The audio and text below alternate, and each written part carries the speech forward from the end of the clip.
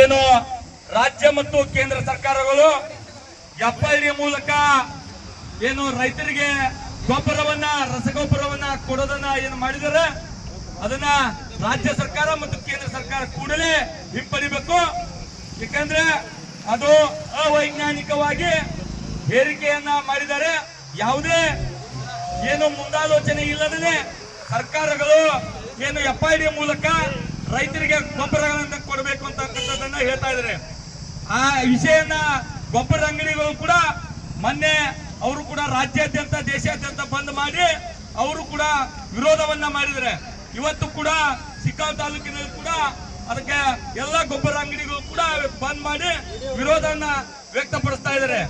ಯಾಕೆಂತಂದ್ರೆ ಒಂದು FID ಅನ್ನ ಹಾಕಿ ಏನು ಸುಮಾರು ಅರ್ಧ ತಾಸನ್ನ ಕಂಪ್ಯೂಟರ್ ಏನು ಸರ್ವರ್ ಇರ್ತೈತಿಲ್ಲ ಆ ಸರ್ವರ್ನಾಗ ಇನ್ನು ಗೊಬ್ಬರ ವಿತರಣೆ ಆಗ್ತಾ ಇಲ್ಲ. ಈಗ ಅರ್ಧ ತಾಸು ತೊಗೊಂಡೈತಿ. ಅವಾಗ ಏನಾರ ಗೊಬ್ಬರ ಜಾಸ್ತಿ ಹೊಂಟಾಗ ಅದಕ್ಕೇನು ಹಾಕಕ್ ಹೋದ್ರ ಅದು ತಾಂತ್ರಿಕ ದೋಷವಿದೆ.